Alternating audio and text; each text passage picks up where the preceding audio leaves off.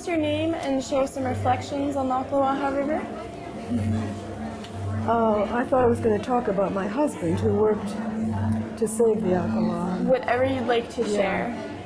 My name is Joan Anthony, and I am David Anthony's second wife.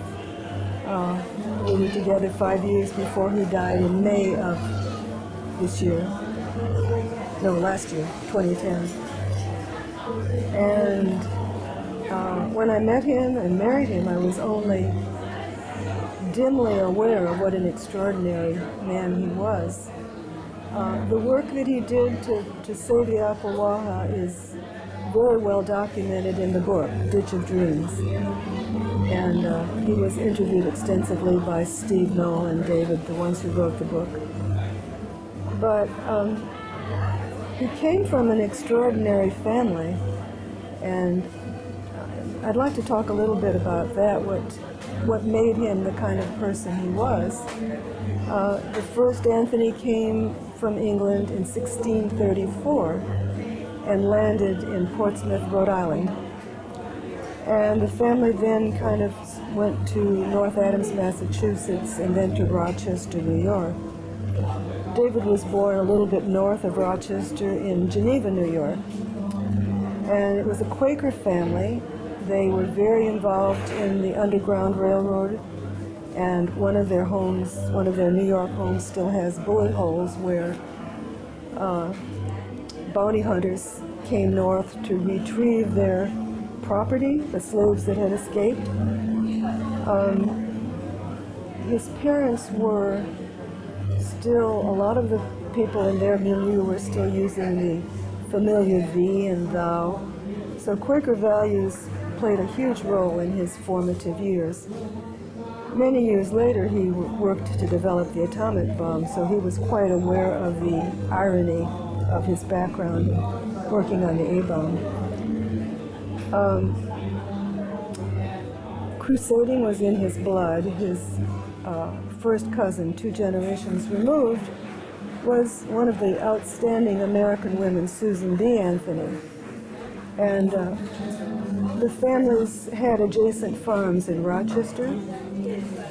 And David's father was orphaned. Well, he wasn't orphaned. His mother died when his father was 3 years old. So Susan B. Anthony, her sister Mary, took the father in to raise him until a later time when his grandfather remarried. So I would say that he was genetically predisposed to crusading, and he gave, I think all this started in '62, and he was active until he died at the age of 92 last May.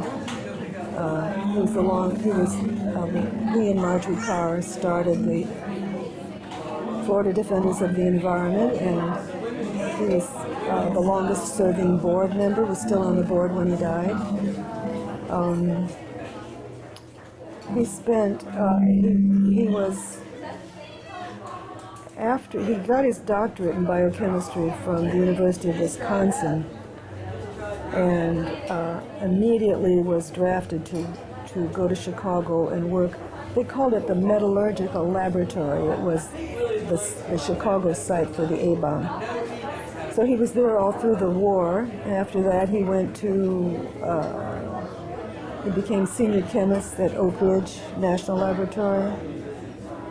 From there, he went to, he was director of biomedical research at Mound Laboratory.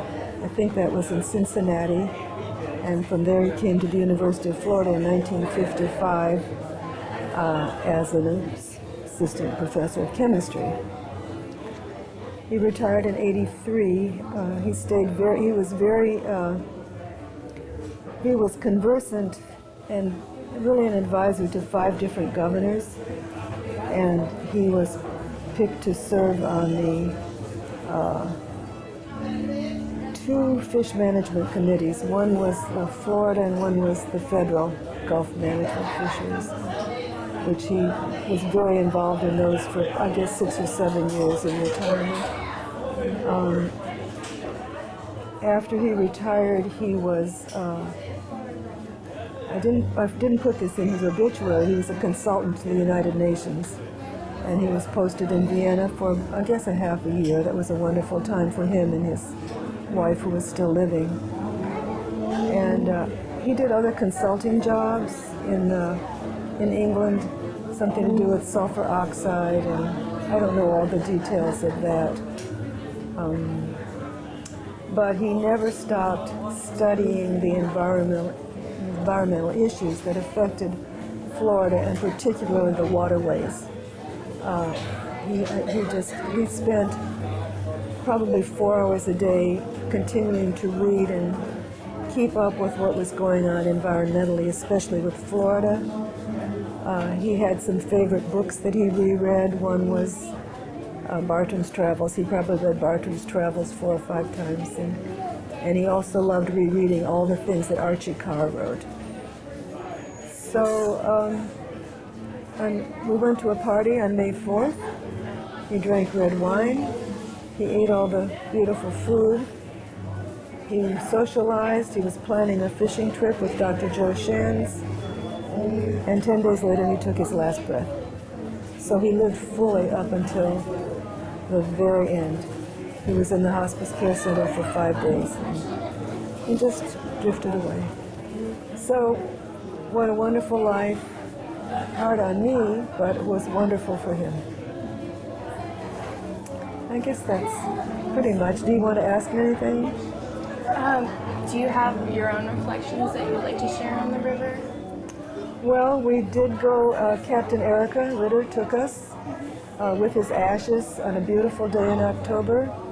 And there's a special, I think it's illegal to do this, but lots of people do it.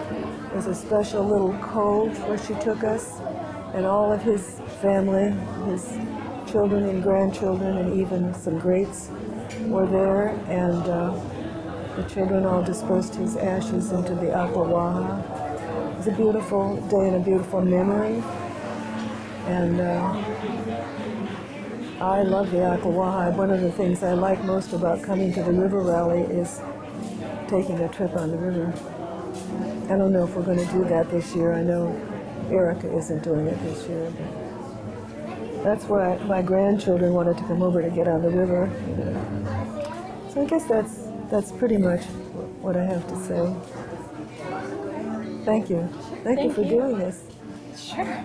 Oh, I also wanted to say that Sam Proctor interviewed David's father, who came down from, he was a professor of horticulture at Penn State, and he was hired, I can't remember who hired him, but he came down in 1911 and did a tour of Florida, and he was supposed to do a report. And you can imagine what Florida was in 1911. I mean, very primitive. And that's a wonderful story. That is in the archives that Sam did. Yeah. I wish I could have seen Florida in its most wild state. Oh my gosh, yeah, incredible. Of course, it was mosquitoes and no air conditioning. You know, it was pretty tough too. Thank you.